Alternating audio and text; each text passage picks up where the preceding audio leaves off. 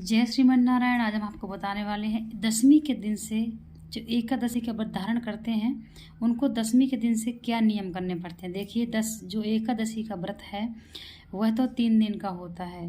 पहले के लोग 3 दिन पहले से 2 दिन पहले से, जैसे कि एक दिन बाद रहते थे और एक दिन पहले से अन्न नहीं खाते थे। इस प्रकार से उनका 3 दिन हो जाता था। तो ये कलयुग है, इतनी क्षमता नहीं है शरीर में। मान लीजिए कोई नहीं कर पा रहा है तो आप एक ही दिन का व्रत धारण कीजिए, कोई बात नहीं है। लेकिन दशमी के दिन से कुछ ऐसी चीज़ें हैं जिनका जो वर्जित हैं, जिनको आपको त्याग दशमी के दिन से ही कर देना है। जैसे कि लहसुन प्याज हो गया, आपको दशमी के दिन से जो व्रत धारण करते हैं आप सभी को दशमी के दिन से ही ये चीज़ त्याग देनी है, नहीं खानी है बिल्कुल भी। और दूसरी बात है चावल, जो व्रत धारण करते हैं एकादशी का उनको दशमी के दिन से ही चावल बिल्कुल भी नहीं खाना चाहिए। इसलिए जो व्रत धारण करते हैं उनको चावल बनाना भी नहीं चाहिए और किसी को खिलाना भी नहीं चाहिए। तो ये आपको नियम दशमी के दिन से ही करना है। दशमी के दिन ही आप शुद्ध हो जाइए, पवित्र हो जाइए।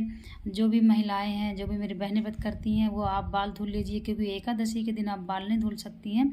इसलिए दशमी के दिन आप बाल धुल लीजिए, पवित्र हो जाइए। लहसुन प्याज वगैरह का आप त्याग कर दीजिए। जो नॉन वेज खाते हैं उनके लिए तो हाथ जोड़ के प्रार्थना है कि बिल्कुल भी आप, वैसे तो एकादशी करिए ही मत अगर आप ये सब चीज़ें अवॉइड नहीं कर सकते हैं, लेकिन अगर करते हैं तब भी आप त्याग कर दीजिए इन चीज़ों का। और इस तरीके से आप जो है ये चीज़ें दशमी के दिन से आपको परहेज करना है। बच्चों को भी, आप अपने घर में भी किसी को दशमी के दिन से चावल मत दीजिए।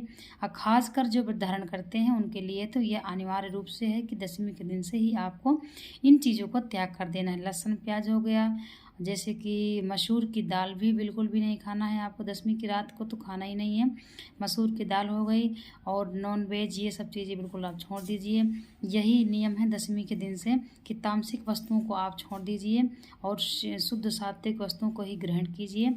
फिर अब एकादशी के दिन ब्रह्म मुहूर्त में आप प्रातः काल उठ करके स्नान आदि करके एकादशी का संकल्प करिए और शुद्ध मन से पूरा दिन नारायण का जप करिए और एकादशी का व्रत आप धारण करिए।